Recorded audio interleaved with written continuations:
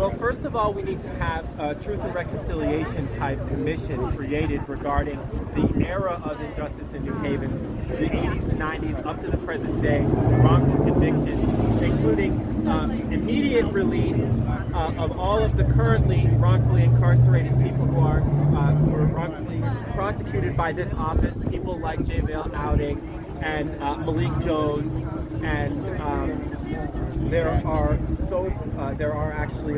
a long, unfortunate list of more. Benjamin Jenkins, Melvin Jones.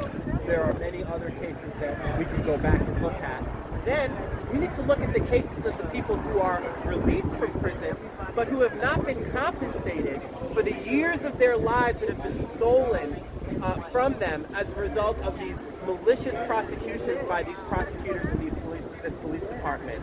And so people like Mr. Streeter, Mr. Salters, Mr. Valentine, they deserve to get compensation for the over hundreds of years that have been taken from these gentlemen collectively, taking away from their families, being able to see their children grow up, being able to be with their loved ones, all the birthdays, all the special occasions that they missed, being able to work and contribute to society being taken from them. They're now dropped into this technological society, expected to be able to use cell phones and computers just like the rest of us. Some of these guys were really good with technology, but you lock them in a box for 30 years.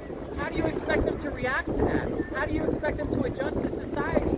You do nothing to hold these people accountable. You do nothing to compensate them. How is that fair? How is that justice? How do they claim to administer equal justice in this court when they do nothing about the wrongs that they've done for decades?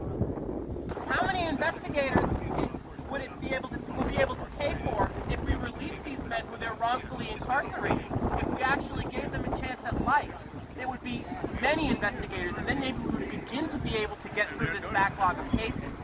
How is it that with the governor actually taking the time to appropriate special money to investigate wrongful convictions, over a year later, they have not overturned a single wrongful conviction in this state?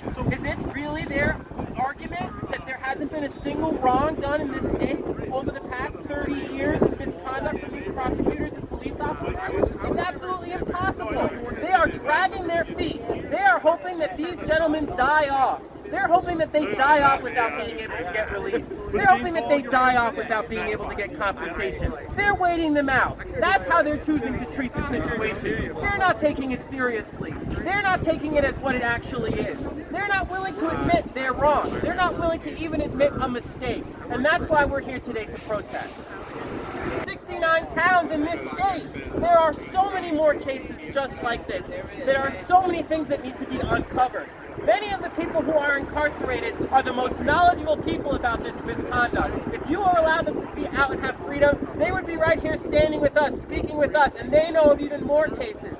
They've been doing the research. There are people who have died behind bars. There are people whose stories we will never hear. There are many, many cases, and unfortunately, if we don't have accountability for these officers, if we don't have accountability for these prosecutors now, there will be more cases in the future. They will continue to do this because there's never a negative consequence. No one has lost their job. No one has even been sued. That is the problem here, and that's why we're protesting. The fact that this judge has been a prosecutor in this court, and this court has had many wrongful convictions and wrongful prosecutions, has never been found to be sufficient in our courts to remove a judge from a case. And there are judges in this courthouse who are currently serving who were part of these injustices and these prosecutions. And those names need to be named as well. Judge Vitale was involved in this entire era of prosecutions. He now sits on the bench as a judge in this courthouse, ruling on whether some of these men should come home or continue to be incarcerated. Where's the fairness in that? But it is impossible for us to get them disqualified because the mere fact that they were present in this courthouse while these crimes were being committed has never been found to be sufficient to remove them from a current case.